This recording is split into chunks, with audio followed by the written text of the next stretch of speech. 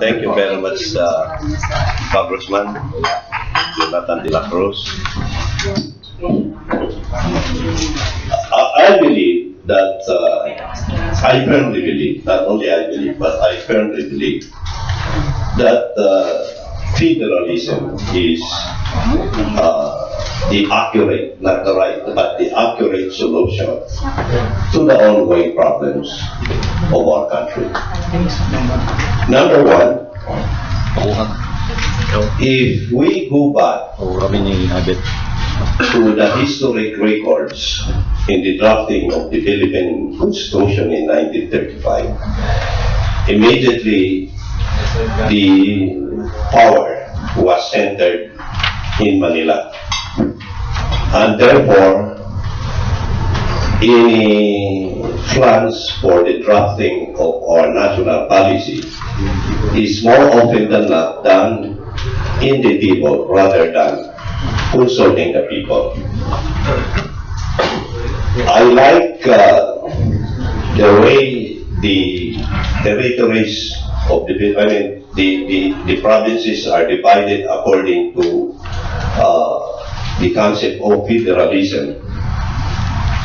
Except that I would like to put in record for proposal by the Honorable former Senator Aquilino Pimentel and the good congressman here that looking back at the history of East and West Pakistan,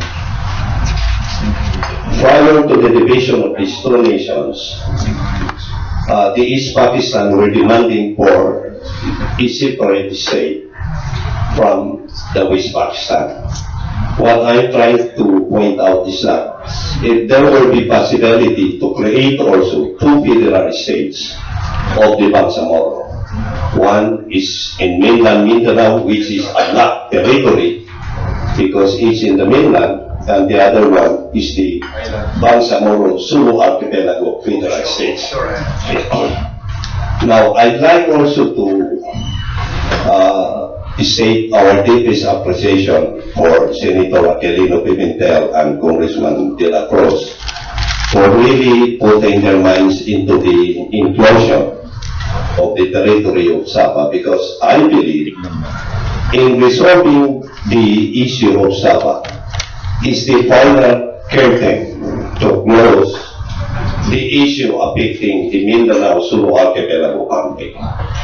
For as long as the Sabah issue will not be resolved, Malaysia will always have a hand on dictating the minds of the Muslim in the Philippines to create more controversy so that they can protect their interests at all costs over the disputed territory of Sabah or North Borneo. Thank you very much. Thank you. Very good. Thank you, Ratu Abet. What we will do is we will give the opportunity to Dr. Mu to just give a few statements regarding the project Golden Rice. And then after that, we will have a question and answer. Ang kasama ko lang doon si Darren Dortila. Because I think this will go on beyond that. Because there are a lot of things that we will have to ask of Senator Pimentel and Dr. Abet.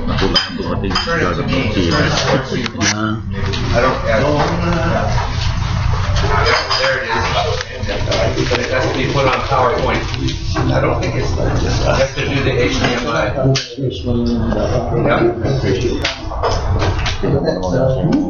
Yeah, you know how to put it on PowerPoint, the little symbol at the bottom left.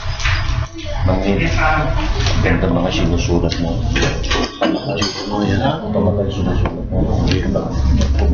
Okay, should I begin?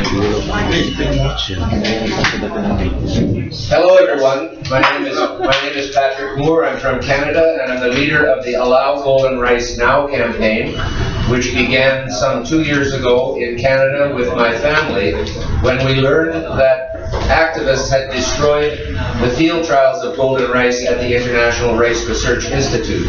I've been following this issue all my career since the beginning of biotechnology in the mid-1990s, and I was saying to myself, we must do something now. So we have become a campaign.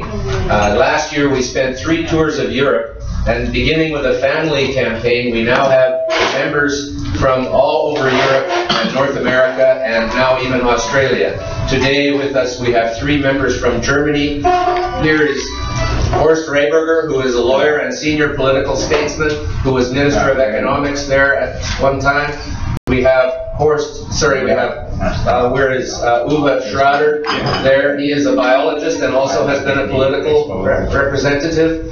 And in the back there is Hans-Jörg Jacobson, who is a senior scientist in Germany in biotechnology. Then we have Paul Evans, he is from Australia, he's doing our communications.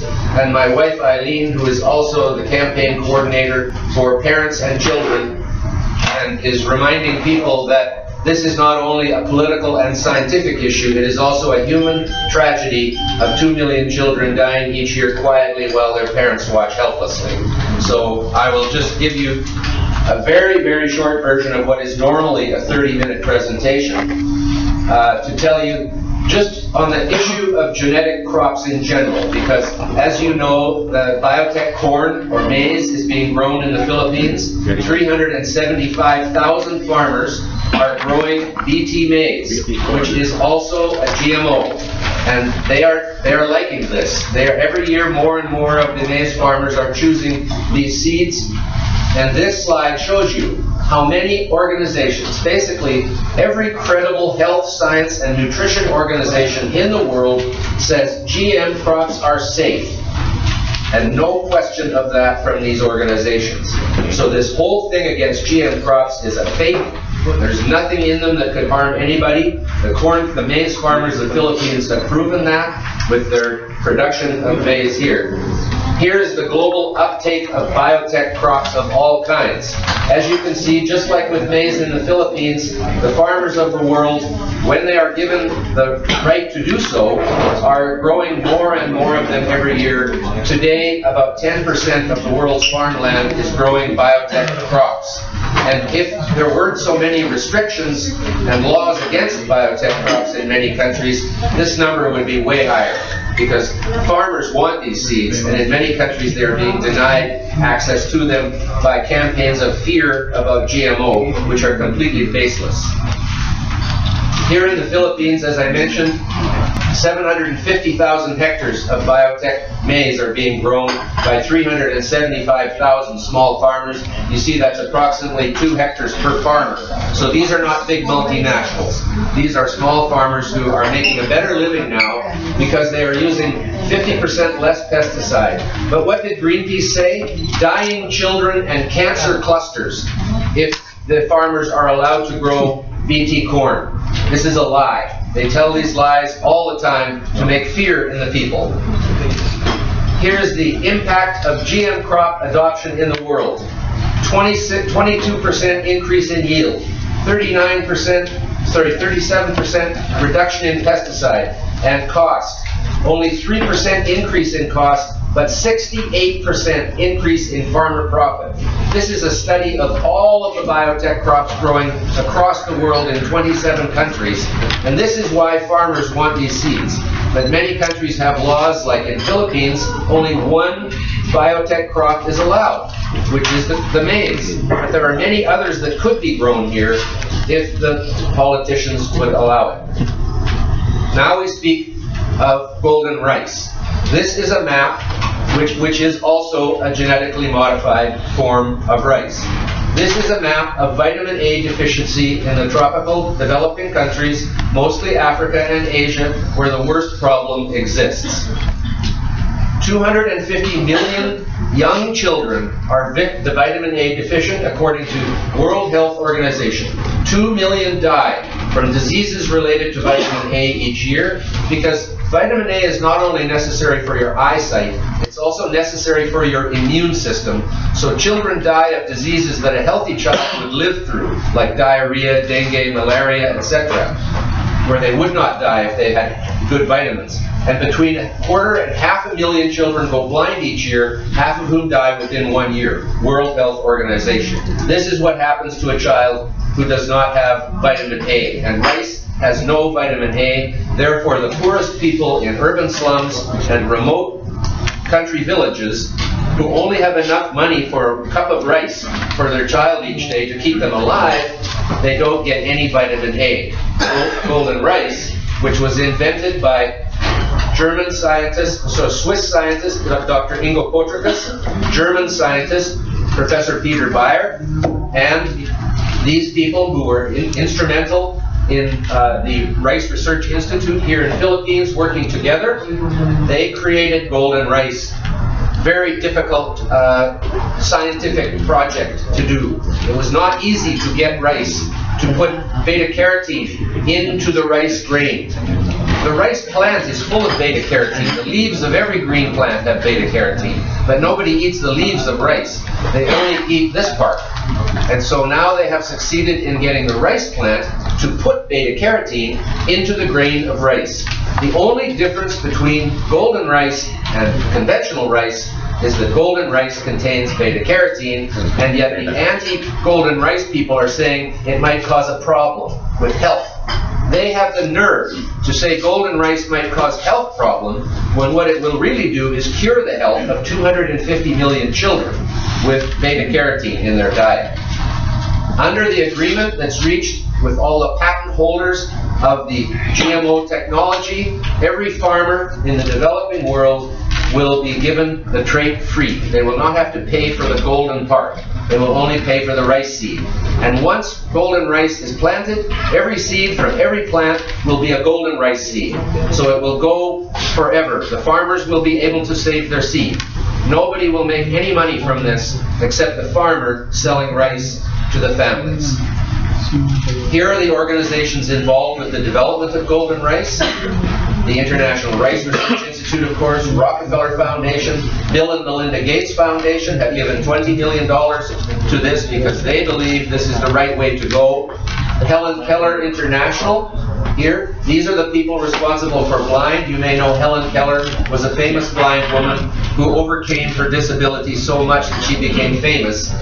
And this organization is named after her to help the blind and to prevent more people from becoming blind. And vitamin A deficiency is by far the largest cause of blindness in the world today. And also USAID, U.S. National Institutes of Health, all humanitarian organizations. These are not big multinational corporations. These are people who know the humanitarian tragedy that is vitamin A deficiency. Here is a golden rice field trial at the Philippine Rice Research Institute. Here are the urban activists destroying that field trial on August 8, 2013. Greenpeace said they were farmers. But Greenpeace put out a big press release saying Filipino farmers have destroyed the golden rice. Do these look like farmers with pink hair and camcorders and tattoos all over their arm? No, these are urban activists from Manila, which Greenpeace has bussed out there to do this on purpose. But Greenpeace says they had nothing to do with it. Well, Masipag is in there. Greenpeace and Masipag are almost partners, joined at the hip, going against the BT Talong. In the Supreme Court now, this will be decided, hopefully. But for some reason, the judge decided the worm should have the food and not the people. But we'll see. Here's Greenpeace marching in the streets of Manila, associating golden rice with death. This they tried to scare the parents and tried to scare the politicians into being afraid of golden rice by telling these kind of lies. Here is the American Journal of Clinical Nutrition proving that golden rice is as good as beta-carotene in oil, providing vitamin A to children, and yet Greenpeace says they don't believe golden rice will work. Greenpeace says there hasn't been enough testing on golden rice. And what do? They destroy the test, the field trials. Then they trash the scientists who do this test to prove that golden rice will work when fed to children. It's proven scientifically that it works. And yet Greenpeace says it's fake. They lie to everybody about this. Here is Greenpeace's website, Golden Rice Illusion. Some guy like a snake oil salesman at a carnival. Fake remedy for vitamin A deficiency. This is what they are telling people, and they have $400 million a year to tell it with. Because everybody in the rich countries is giving them money to keep vitamin A away from the children in the poor countries. So here's why Greenpeace is immoral and evil and a crime against humanity, because they campaign against golden rice, saying there are better ways to fix vitamin A deficiency, so we should be against golden rice. Then they raise lots of money against golden rice in the rich countries. What do they do with that money? Do they help the children? No, they put it in their bank account in the Caribbean, Turks and Caicos Islands, and then they pay themselves big salaries with it, and they do nothing, not one penny, towards helping the blind children or the children dying from vitamin A deficiency. They don't buy one vitamin A pill. They don't grow one vegetable or send vegetables to these people. They say they should be eating green vegetables. Why doesn't Greenpeace send a truck of green vegetables somewhere? They do absolutely nothing. This is why it is evil and a crime against humanity, as defined by the International Criminal Court. A crime against humanity is knowingly contributing to the suffering and death of civilian populations. And that is exactly what they are doing by continuing to say these lies. This is Vandana Shiva from India. She is a cult figure. People worship her, but she lies. She says growing GMOs is like saying rapists should have freedom to rape. She says 270,000 Indian farmers have committed suicide since Monsanto came. It's genocide. Here's what happened since Monsanto, not just Monsanto, but also Indian seed companies. This is the production of cotton from when it was introduced in 2002 to now. Look at this. It's doubled. India has gone from a cotton importing country to a cotton exporting country. 70 million people are engaged in cotton farming in India. It's been a tremendous success for them. Then she says about the suicides, here's the suicide rate in India, going down, not up. But more important, 70% of Indians are farmers. Only 10% of the suicides are among farmers. Most of the suicides are in cities, where there's more stress, of course. Out on the farm, it's not so stressful.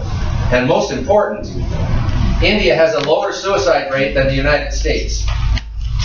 Look at Philippines. You have even lower than India. These are the lowest in the blue. You have the lowest suicide rate in the world compared to just a few other countries. And this kind of evil person who uses his anti-corporate, anti-GMO, anti-golden rice message to drive people to his hundreds of websites which sell fake remedies for people who are sick. Total fake. Like, that's true snake oil salesman. He lives in Ecuador to avoid being extradited by the United States. He makes multi-million dollars. And he says, this is his website. He denied it at first, but they found his fingerprints for sure on the internet. To make this website with Monsanto swastika saying these people should be killed. They should be killed. And these are people I know. You should pop off on John Stossel. He's a famous TV reporter in the United States who agrees with GMO and biotech. So this is the kind of people we are against. They are evil people who use golden rice as a way of making money and a way of promoting a far-left agenda and fake sales of things. This is, I'm almost at the end. Tony Alfonso is the chief scientist at the Philippines Rice Research Institute. Here he holds up enough rice here to save a child from death and blindness. If they just eat this, they will never have any problem with vitamin A deficiency. There could be other health issues, but not vitamin A deficiency, which is the biggest killer of children in the world today, more than HIV/AIDS, more than tuberculosis, more than malaria. Those are bad too, but this is the worst one. And this is not a disease, it is only a nutritional deficiency. Thankfully, because of our work in Germany and the help from our German compatriots in our campaign, who are all senior people in their country, sending the message out now, young people in Germany now are 2/3 support for golden rice, even though GMOs are banned in Germany. Even when they are told it's a genetically modified plant, the young people see the message. Of course, when you learn this story, it's pretty hard to be against golden rice if it can save 2 million children. Greenpeace says golden rice is a Trojan horse for GMO. And so I'm going, Trojan horse, who was winning that battle? The guys in the horse, right? They won. So I'm going to take Tony and me, get in the horse. We will be a Trojan horse, if that's what they say. Because golden rice is a good thing, and golden rice should win the battle against the anti-GMO and Greenpeace. So all of us are going in the horse. We invite you to come in with us and help bring golden rice for the children. Here's our campaign. In first demonstration against Greenpeace boat Rainbow Warrior. That's me, that's my son John, my wife Eileen who is here, our friend Sheila, my daughter-in-law, and my nephew. So it started with a family organization and spread to an international campaign. Here I am with the inventor of golden rice, Dr. Ingo Potrykus, at the Greenpeace Hamburg office in Germany, protesting against Greenpeace there. We made lots of national television and big news in Germany, which had never heard about this side before, because we are the only campaign for golden rice. But Greenpeace and its friends are hundreds of organizations, big and small, all against it. Whereas the scientists, like Ingo Potrykus, he's a scientist, he's not a campaigner. So I was able, because I've been a campaigner, I was 15 years with Greenpeace, but I left almost 30 years ago because of things like this, of this kind of direction, which they are taking, which is anti-human, anti-science, and anti-logic. And here, my brother Michael, it's so sad, he's become very ill. He was on all the campaigns in Europe, and he was my right-hand man in communications, computers, etc. But he could not come with us on this trip, and that is why I recruited Paul Evans from Australia, who is here to take his place. And Paul is doing an excellent job of helping us organize our communications. And here we are in Rome, Italy, on the campaign in Europe. This is Klaus Amann, also one of the key figures in creating this campaign. He's a Swiss scientist in molecular biology and stuff. And here is the Pope blessing golden rice with Dr. Ingo Potrykus in the Vatican. And this is his words, now it is blessed. So the Pontifical Academy of Science, which is the Vatican science wing, not too many churches have a science wing, but the Catholic Church does. And they understand what golden rice is. And also the Catholic Church, because they are in many countries, there's poor people in South America, Central America, and Asia. This Pope understands how important golden rice is for the children. And as I said, that's a short version of what would normally be a 30-minute presentation. But thank you very much for listening, and I'll enjoy your questions. Thank you very much, Dr. Moore. Now, we will have to reiterate our earlier announcements. Number one, the officers of the PNPA Alumni Association, which is sponsoring this Sympathy March, for Truth and Justice for SAP 44. Tomorrow, this is going to be held at the Camp Crame, and then they're going to march to Quezon Memorial Circle.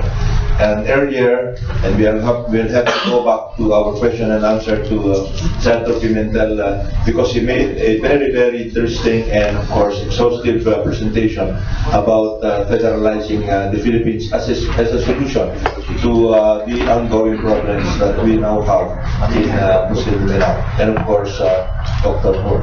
So, and of course, Dr. Abet Irijan there of the Sultanate of Sulu. So, kanino manggil muna. Why is Greenpeace opposed to GMO? Not only golden rice, but all GMO crops. Okay. It's a very difficult thing to understand why anybody would be against something that every science organization says is safe and is an improvement in agriculture and nutrition. So it's almost like they have some kind of religion which they can't even think logical about it. The other thing, though, is they are making a lot of money from this, and they have a strong political agenda, which is so far to the left. They have other campaigns. For example, they say we should end the use of fossil fuels.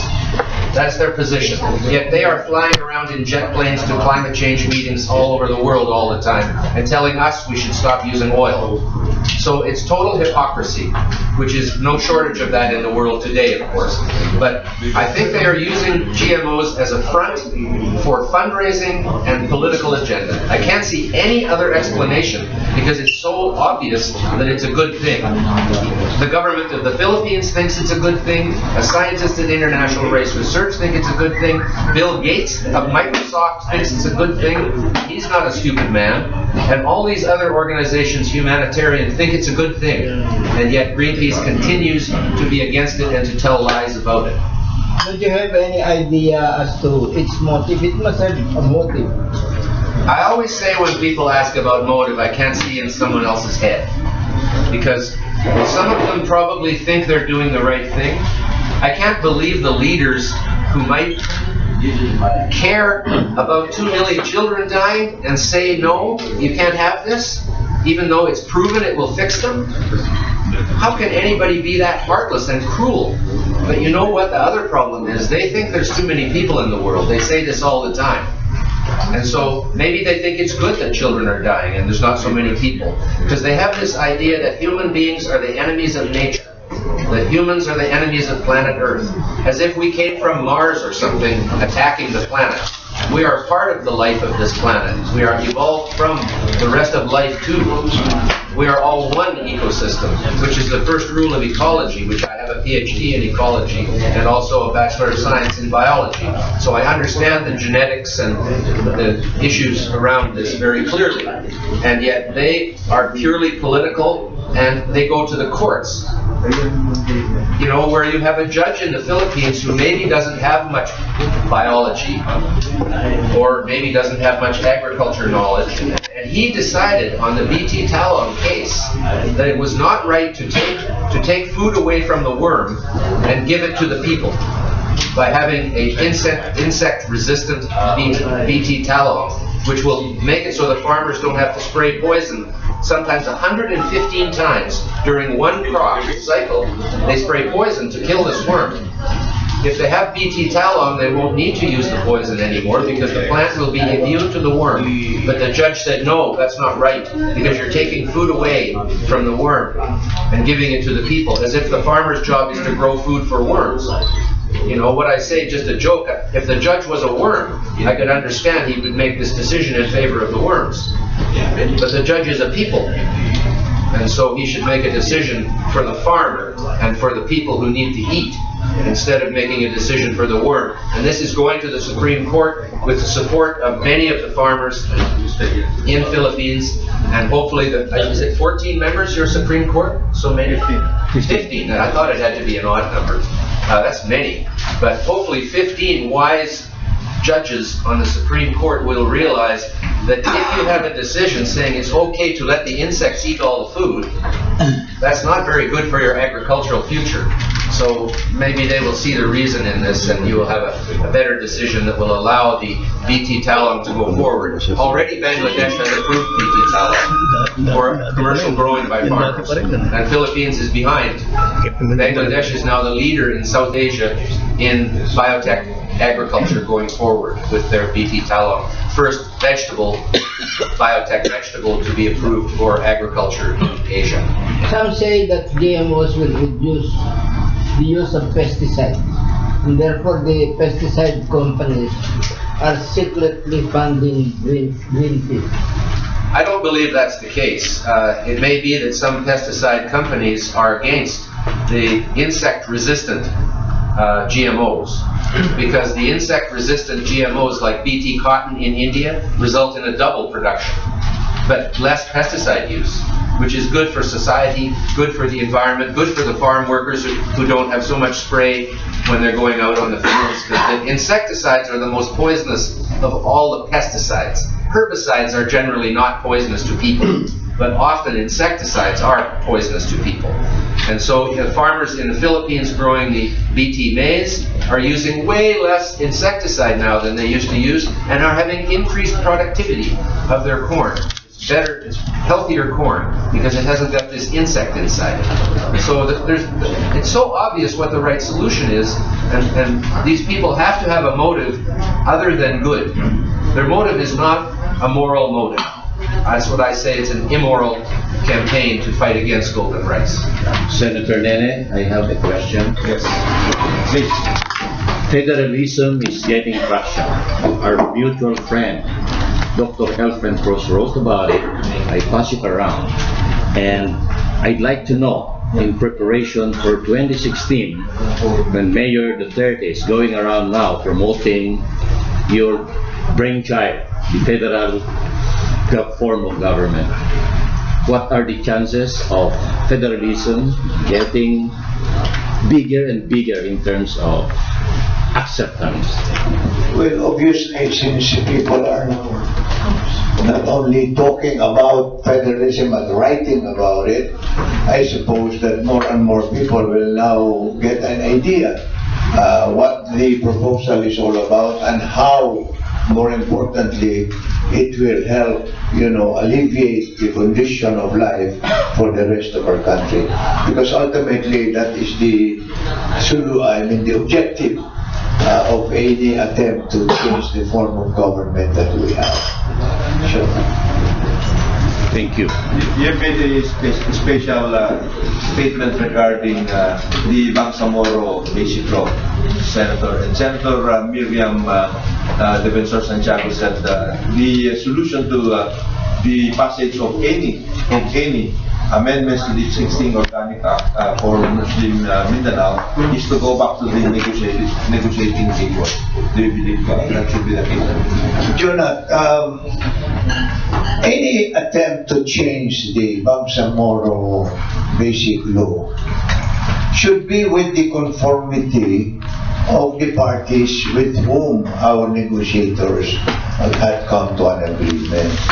And therefore, it is important that we call upon them to understand that even in my case, for example, I am very much supportive of the effort at searching for peace in parts of Mindanao and for the rest of the country. I advocate that we must change the Bangsamoro Basic Law because it does not conform to the Constitution. I mean, it is not just any attempt at arriving at peace that is all right, but only attempts that are attuned with the Constitution, which means you either change the Bangsamoro Basic Law, which is easier to do, than amend the Constitution, which is a lot more difficult to do because it will involve ratification by the rest of the country.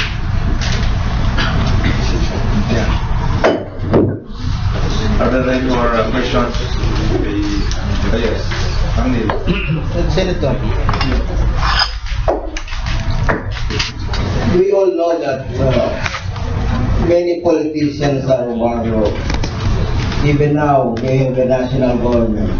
There are provinces ruled by warlords. So if we federalize the government, these warlords will convert their provinces into their own private fiefdoms. They will be able to build up their army. And then what about this problem also exists in the United States, where different federal states have different laws. So that a crime in one state is not a crime in another state. So what the criminals do is cross the border and then they're safe from arrest and prosecution. Neil, just because we are federalizing the country does not mean that the laws of the land will therefore be shunted aside. To begin with, there shall be only one constitution.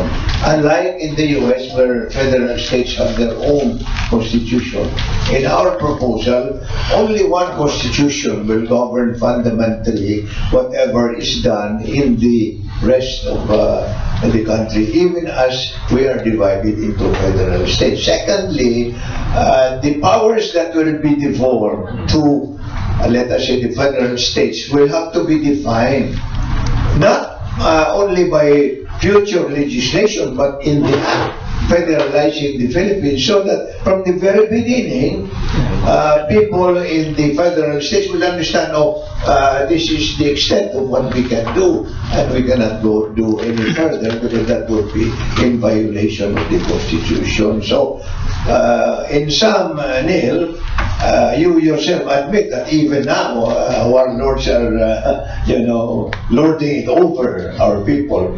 And therefore, we should not allow that to just stay as it is. We should try to do something about it. And precisely because by bringing the power of the government closer to the people, I suppose the people will now have more right and more, leeway to demand that the rule of law should prevail in their own localities.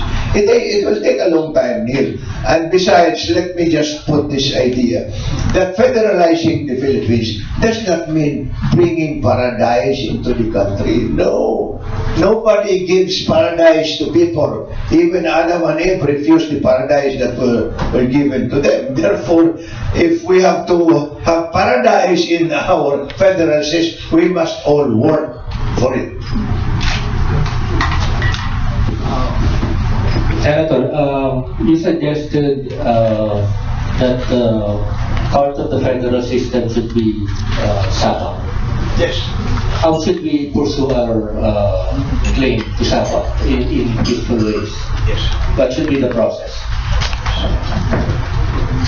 First, we should assert our claim to SAPA based on the evidence that we have at hand.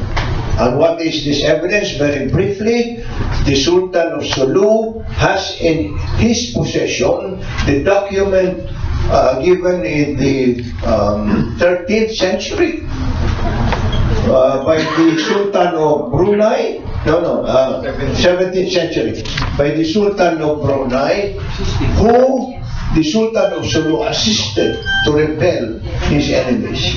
And this is written down.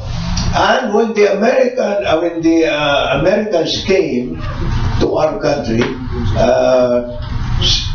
the Sultan of Sulu already revealed that there was such an agreement. And therefore, when our new constitution was adopted in the 1935 constitution was adopted, the Sultanate of Sulu was included as a part of the republic.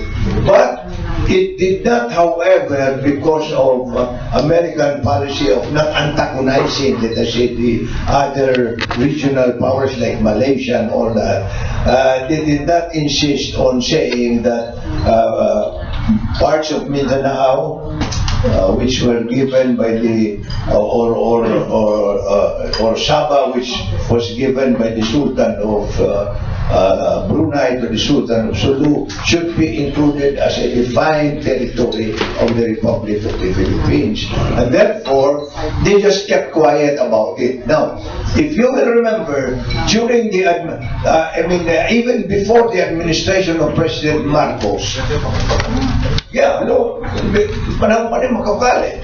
the heirs of the Sultan of Sulu sort of forwarded their claim to the government for the government to assert. This is now addressing your question. How do we do that?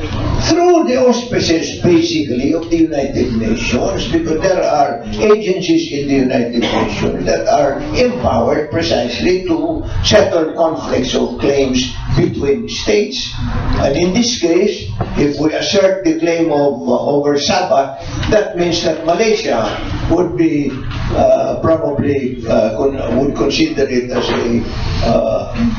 would consider it adversely, and therefore to prevent our going into violence over that issue, we are suggesting that the UN should come in. Now, if the UN would hesitate to come in, let us take it up in APEC.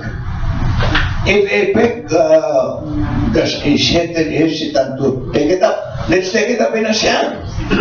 In other words, there are many avenues where the possibility of peaceful settlement exists. And please know that Sabah is only 217.9 miles from Bungaw to Tawi.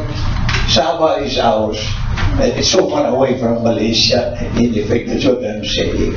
And there are, as of now, an estimated of 1.5 Filipinos in Sabah.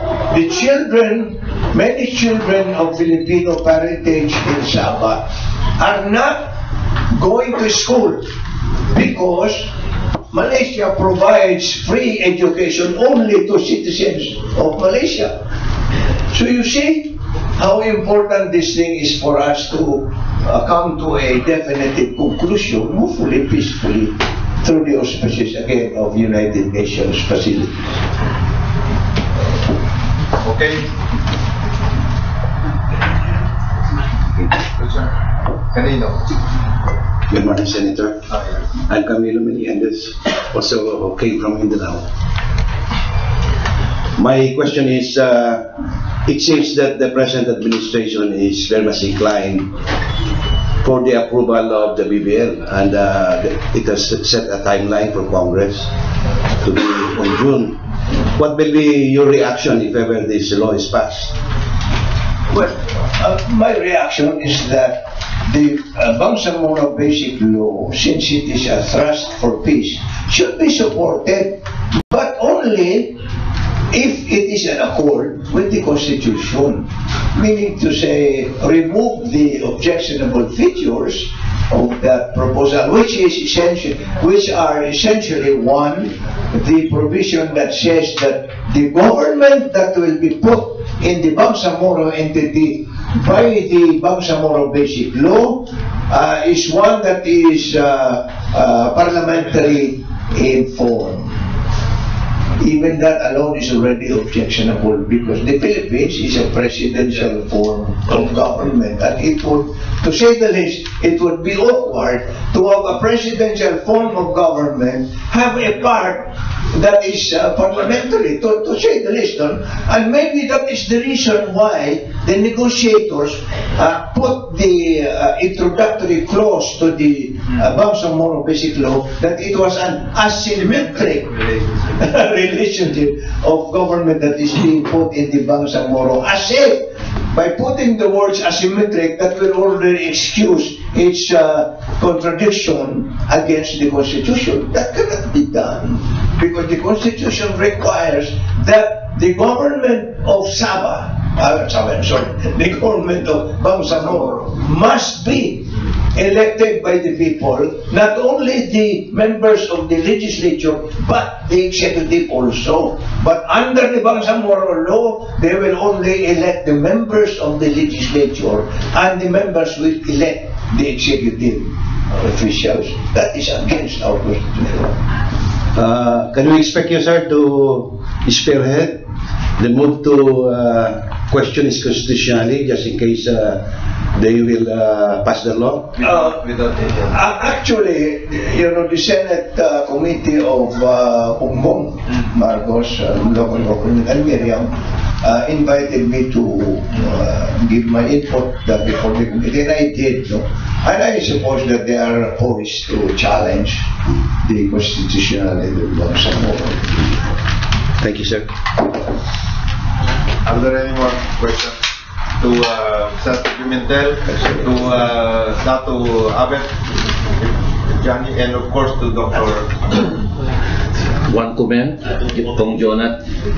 Since Dr. Moore and his party are here, I would like to know from Dr. Moore if they will have the time to be my guest at the Asian Institute of Management, because a doctor from Bangladesh will be lecturing. I invited Dr. Dar and Dr. Obian, whom you know, basically, to join us. That will be 5 p.m. onwards at AIM, Asian Institute of Management. Sorry, which date is it? Monday, 5 p.m. It's about an hour lecture by a doctor from Bangladesh. We'll discuss about food security. Where is the location? Asian Institute of Management In Makati. in Makati, Paseo de Rojas, 111 Paseo de I Rojas. am lecturing in Los Baños in that afternoon at the Agriculture Research Station, so it's not possible. With Dr. time-wise. Tolentino. Thank you. Thank you so much for the invitation. We would appreciate that. How long are you staying here anyway? We are leaving for Bangladesh on Tuesday next, so we're here here on Monday. That's our last engagement. We'll be down at the research station where mainly the students and PhD students and people working in there will be the audience. Another comment though, because I am at the same wavelength with you, because I visited Bill Rice. Dr. Tony Alfonso showed us his golden rice with the support of Dr. Obian, who was the first Bill Rice executive director. So I understand what you meant about BT corn. I just came from Baguio, and I took the three NLEX, CPEX and everything, and I saw a lot of corn along the highway. And Dr. Obian told me that it's the population of farmers getting into BT corn are getting more and more. Thank you. Thank you very much. Sabak lang. Dito na ba? Dito. Halika dito, Tim. Sabak lang. Mr. Senator, consider mo na by 2016 ay election na. So, election na. By 2016, election na. Ayan.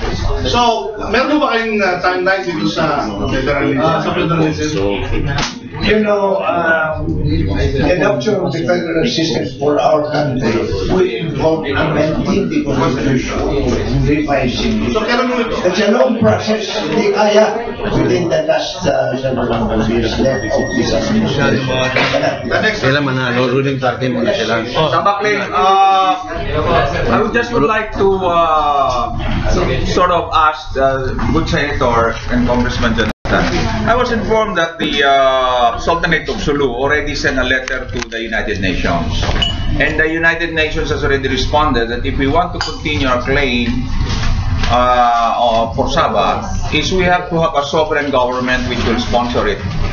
So I'm just wondering if the Philippine government, through the initiative of our legislation, can come up with or enact a law in order to support the claim of Sabah through the particular letter that the United Nations has given to the Sultanate of Sulu. Is it possible through enactment? What we have done so far is to, in our case, is to file a resolution in the House of Representatives for the Philippine government to pursue this claim. So that is as far as we have done so far. Is it already on table or an agenda that within the close of the presidential term of President Aquino, that such an enactment can be passed by Congress?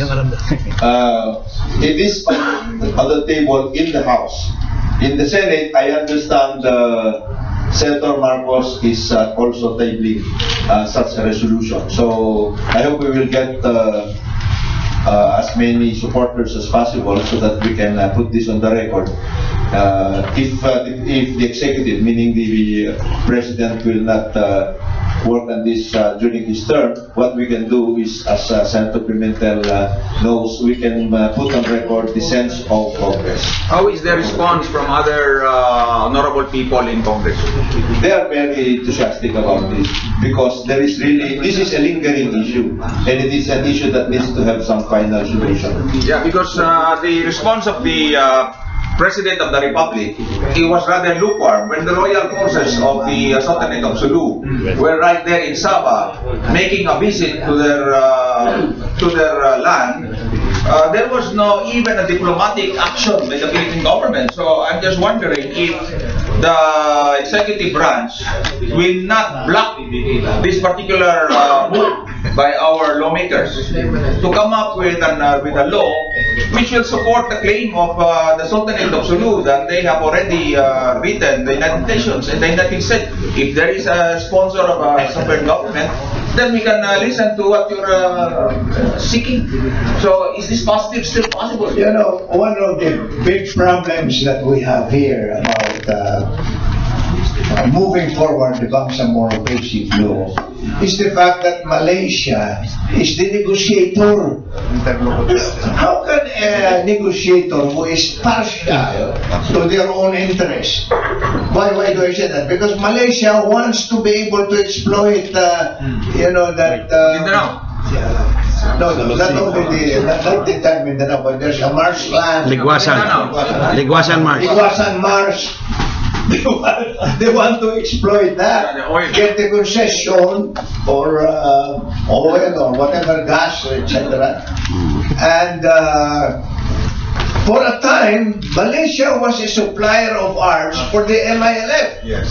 See, the better negotiator would really be Indonesia, because Indonesia had always been, neutral in the matter of rebellion being waged by our Muslim brothers in Mindanao. So so I'm saying that probably that's one of the reasons why Noy is hesitant to push, strongly the BBL, because he does not want to offend Malaysia. Senator, do you think the Filipino people will rally behind the truth? That our Philippine government is rather very wishy-washy, and it has been proven that it is pro-Malaysia. As a matter of fact, Iqbal mentioned publicly that the recommendation has to be submitted to Malaysia. And that Malaysia will inform the Philippine government on the report. Why is this so? I mean, how about our Congress, which is probably the last hope of our fatherland, to move and tell the Filipino people what is really the truth. Go out to the streets, because we elected our House of Representatives. But it seems that there is something probably blocking their mouths to open. Is there such a thing going on in Congress? Now, do we have the truth from the father of the local autonomous code, who is a proponent of this federalism and all of these NGOs being grossly progressive nowadays? There is a truth, my friends, in the media. What is our move now, so that at least the people will know what is really the truth, and also the aspirations of our brothers, the people in Sulu. Thank you. Just because federalism is being proposed at this point in our life as a nation, it does not mean that it will automatically be the battle cry of the rest of the members of the Senate and of the House. For the reason that they themselves have to understand what is this all about. They don't know yet. Now, also, if you ask in the final analysis, who put them there? The people. Do the people understand what the federalism is all about? It will take time. And that is the, I think, ultimate reason why, even at this point, aside from the other complications that we have already pointed out, why President Noy may not be the president who can bring this about. It will have to be the next, the incoming administration. We should start this process from day one. Not wait until 1 year later, 1 year to go in your presidency before you can move it. No, you cannot, because you have to amend the Constitution, and that takes a lot of time. And why is the MILF submitting its report on the Magmasa Panon concept to Malaysia and not to the Philippine government? Exactly. That is one of the things that I would not subscribe to, because this is an internal problem of the country. We should solve it. But where was it signed? In Kuala Lumpur. And when it was signed, there were already firings and encounters in Sulu, which are a sign that the people there themselves do not want it. The Sultan of Sulu is a friend of mine, Neil, and I talked with him. And among other things, he told me that he found it, unacceptable, the Bangsamoro Basic Law, because it would intrude into his domain in the Sulu Sea, to his people, which has been traditionally a part of their culture and tradition. And these are nuances of the opposition, which should be looked into. And among other things, the Sultan of Sulu told me, I don't want this Bangsamoro Basic Law because it wants to call the Sulu Sea Bangsamoro Sea. He says, the word Moro is belong to us. because that connotes a warlike people, uncivilized, and put down on the name, the good name really of the Muslim people. And therefore there are many other things that need to be addressed. So I would like to repeat, there is no easy solution that can be put forward by this present administration, but hopefully the next one will give us a chance to do so right from day one. And I would like to appeal to all of you that in the process, let us also conscientize our members of Congress and of the Senate, so that they will know that these are issues that are fundamental to the search for peace in Mindanao. Let me just be very, very candid about the situation. Number one, in the case of the Mama Sapano massacre, we have gained ground, meaning we are originally, I belong to the minority in Congress. We are only about 27 members of the minority. That includes also the Makabayan. Now, there are about 80 members of Congress who have indicated the interest and desire that the hearing in Congress continue on the Mama Sapano. In other words, we are saying that this particular development that happened in Mama Sapano, the massacre that happened in Mama Sapano, is not just closed as far as we are concerned. Because we have a lot of questions. And the basic questions remain the original sin. Number one, the original sin is, why did the MILF and its adjuncts allow Marwan and the other terrorists to stay in their communities for a long, long time? For a long, long time. Under the ceasefire agreement that we have with the MILF, they are supposed to surrender. They are supposed to turn over these criminals to the Philippine government. As a matter of course, you don't have to have any other government. They are supposed to do that. That is the original sin. Number two, the basic question that we ask, and it is still being asked, is what did all of these officials know, from the president down? What did they know? When did they know this information, and what did they do with the information? That is the basic question. Up to now, this has not yet been answered because they are coming out with all kinds of information. And the narratives that they are coming out under oath, the narratives that they are coming out with under oath are conflicting and contradictory. So we have a lot of problems in the House right now. Number two, insofar as the claims of the Sultanate of Sulu, as I said, we have filed a resolution to that effect, and Dato' Abet knows this, in the Committee on Foreign Affairs. So we are following this up. And in the case of the BBL, there are more questions than answers as far as the BBL is concerned, and therefore this will take longer than is scheduled, because they're trying to schedule a June 11 deadline. We cannot accept that particular kind of deadline because there are a lot of issues that have to be answered as far as this is concerned. And the basic issue that has to be answered is number one. They are saying that the Organic Act right now, the Autonomous Region for Muslim Mindanao, is a failed experiment. So we want them to explain why they are saying that it is a failed experiment. Because up to now, they have not come out with any explanation. How can they say that it is a failed experiment? It has been there since 1996, I think. 87.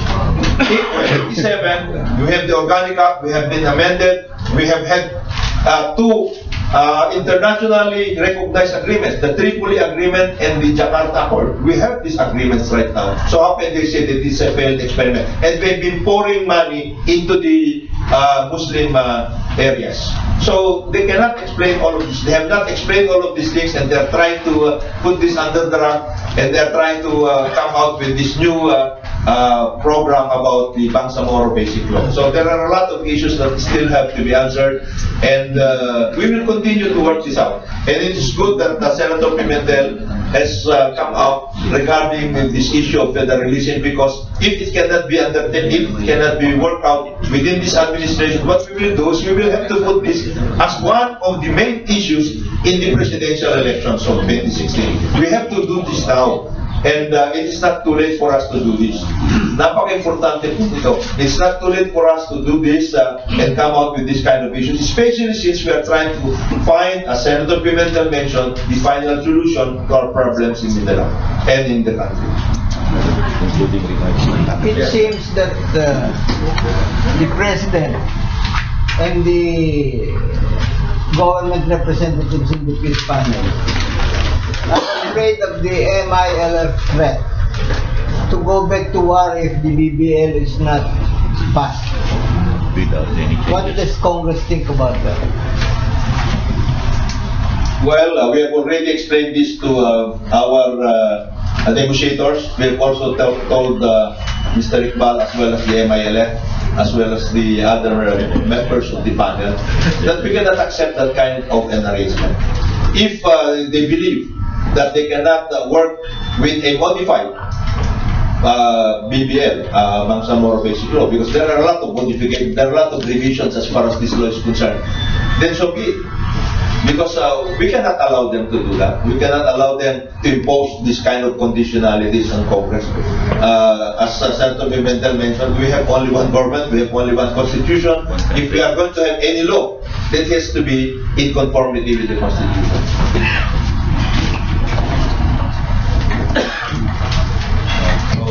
If there are no more questions, we will have to request. But you can ask questions directly from our process later. But on that note, I would like to thank you for coming, and we'll see you next Saturday. We'll have to thank Senator Pimentel, Dato Abet, Johnny, and of course Dr. Moore and the group. Thank you very much.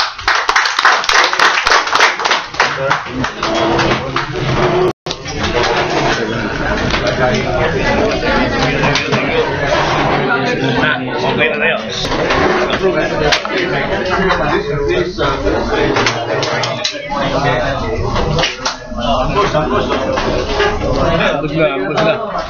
Atras na lang tayo, tol, para ano, dapat pwesto.